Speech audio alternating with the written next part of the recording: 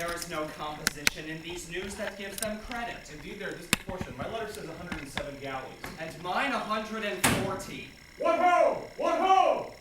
Messenger from the Turks. Sultan of the Turks to the Signory of Venice.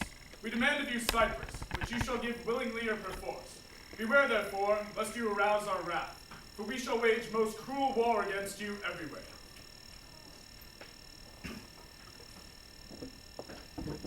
'Tis certain, then, for Cyprus. Valiant Othello, we must straight employ you against the general Turkish enemy. I did not see you. Welcome, gentle signor. We lacked your help and your counsel tonight. So did I yours. Bid your grace pardon me. Neither my place nor aught I heard of business hath raised me from my bed. Why? What's the matter? My daughter. Oh, my daughter. Dead? I. Me. She's stolen from me and abused.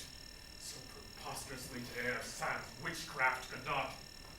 Whoe'er he be that in this foul proceeding hath beguiled your daughter of herself and you of her, the bloody book of law you shall yourself read in the bitter letter after your own sense, yea, though our proper son stood in your action. Humbly I thank your grace. Here's the man!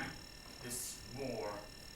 What, in your part, can you say to this? Nothing, but this is so. Most potent, grave, and reverend signors, my very noble and approved good masters, that I have ta'en away this old man's daughter, it is most true. True, I have married her. The very head and front of my offending hath this extent no more.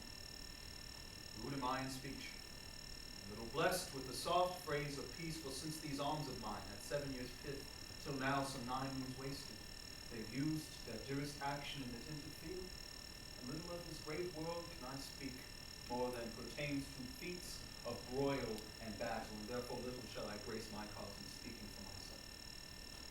Yet, by your gracious patience, I will a round unvarnished tale deliver of my whole course of love.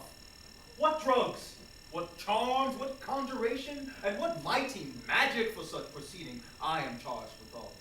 A maiden never so bold of spirit, that her motion blushed at herself, and she, in spite of nature, do fall in love with that which she feared to look on.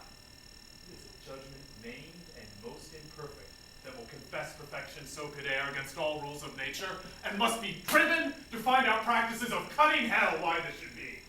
I therefore vouch again, that with some mixture powerful o'er the blood, or some dram conjured to this effect, he wrought upon her.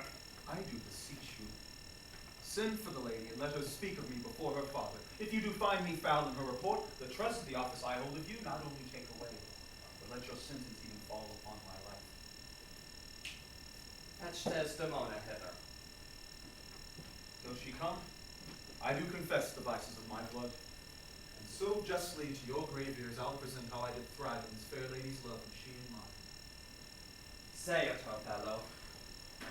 My father loved me, oft invited me, still questioned me the story of my life, the battles, sieges, fortunes that I have passed, wherein I spake of most disastrous chances, of moving accident by flood and field, of hairbreadth escapes in the imminent deadly breach, of being taken by the insolent foe and sold to slavery, of my redemption thence, importance in my travels history, and of the cannibals that each other eat, the anthropophagy and men whose heads do grow beneath their shoulders, this to hear with Desdemona seriously inclined, and with a greedy ear devour my discourse, which I observing took, one suppliant hour to draw from her a prayer of earnest heart, that I would all of my pilgrimage dilate.